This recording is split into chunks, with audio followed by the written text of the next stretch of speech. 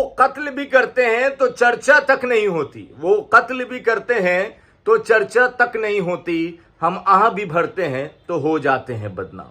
ये शायरी तेजस्वी यादव के लिए ठीक है और भाजपा के उस उप मुख्यमंत्री के लिए जिस पे आरोप कि रशियन महिला के साथ दिल्ली में पकड़े गए थे, और मीडिया के लिए भी सटीक बैठता है। बीजेपी के उप मुख्यमंत्री रशियन के साथ दिल्ली के 5 स्टार होटल में पकड़े गए।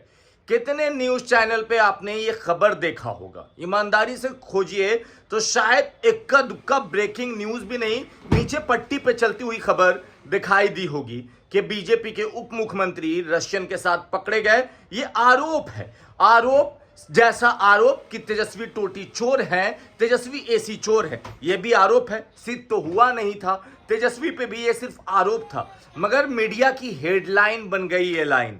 बड़े बड़े चैनल ब्रेकिंग न्यूज चलाने लगे, बड़े बड़े चैनल इसको स्पेशल कवरेज देने लगे, बड़े बड़े चैनल इस पे स्टोरी करने लगे, और बड़े बड़े चैनल उस घर में गए और दिखाने लगे, देखिए यहाँ एसी था, यहाँ सोफा था, यहाँ फ्रिज था। मगर क्या बड़े बड़े चैनल के पत्रकार उस डिप्टी सीएम के पास पहुंचे माइक लेके?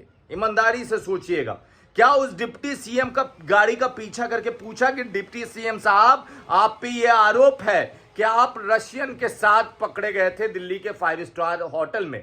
हम ये नहीं कह रहे कि पकड़े गए, ये आरोप लगा कि पकड़े गए थे। तो जब ये आरोप बराबर होता है, तेजस्वी पे टोटी चोर और एसी चोरी का आरोप आपने बड़े प्रमुखता से दिखाया, क्यों? अब यही बताने आए हैं कि बीजेपी का डिप्टी सीएम पे आरोप हो कि रशियन के महिला के साथ पकड़ा जाए तो हाय कुछ नहीं। तो फर्क समझिए कि वो मीडिया इस आरोप पर कि रशियन महिला के साथ पकड़े गए, उस बीजेपी के उप मुख्यमंत्री के लिए फटाफट 100 खबरों पे भी जगह नहीं मिलती, और तेजस्वी के टोटी चोर और एसी चोरी के आरोप वाले जगह को वो मीडिया पूरे दिन breaking news, debate, special story. क्यों? समझिए आप।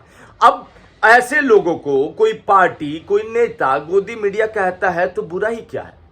कहते हैं ना कि इंसान बीमार हो तो चलता है, इंसान चल ना पाए तो भी चलता है, मगर इंसान का जमीर जिंदा होना चाहिए। और जिन लोगों की जमीर बिक जाती है, ऐसा ही होता होगा शायद। अब तेजस्वी यादव पे इतने सारे आरोप की झड़ी लगा दी गई बिना किसी प्रूफ के, मतलब ऑफिशियल प्रूफ के। या तो भवन निर्माण विभाग कोई चिट्ठी जारी कर देता, वो ऑफिशियल प्रूफ था, या डिप्टी सीएम कहते, जो अभी कहें कि भाई साहब हमको ये चिट्ठी मिली है भवन निर्माण विभाग की तरफ से, इसमें ये सारी चीजें थी, और उसके बाद हम जब आए इस घर में तो ये सारी चीजें मौजूद नहीं है। तब तक समझ में आता कि चलिए ठीक है भाई। मगर कोई पीए कहता है और उसके बाद वो पीए की खबर नेशनल मीडिया ऐसे दिखाता है जैसे देश में कोई और दूसरी खबर ही ना हो। तो समझिए कि खबर के पीछे की खबर आज हम जो आपको बताने आए हैं कि होगा, ऐसा ही होता रहेगा और ऐसे ही आगे चलता रहेगा। क्यों?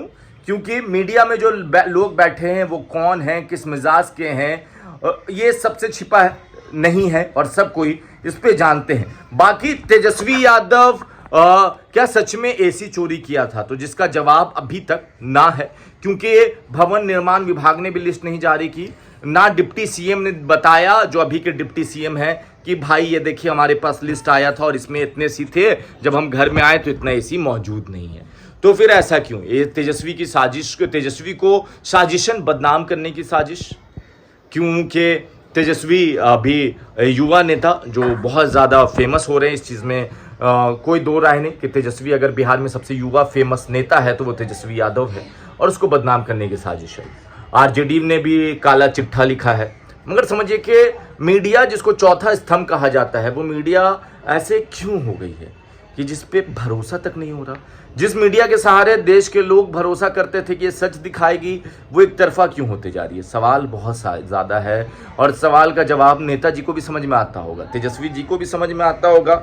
और ये चीज़ भी है कि तेजस्वी जी या कोई भी नेता कहते हैं कि मीडिया हमको बदनाम करती है, मीडिया हमारे साथ दोहरा काम करती है, कि लाइक ठीक है मेरे अच्छाई को कम दिखाती है और बुरा हो या ना हो उसको बढ़ चढ़ कर दिखाती है। मगर नेताजी लोग भी तो उसी मीडिया के पास जाते हैं, उसी मीडिया के प्राइम टाइम के शो में बैठते हैं।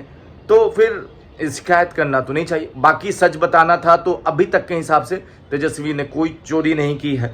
बाकी अगर कोई भवन निर्माण विभाग जारी करता है लेटर तो उस पर भी हम खबर बनाएंगे। बाकी आप देखते रहिए द इंटरव्यू इंडिया। धन्यवाद।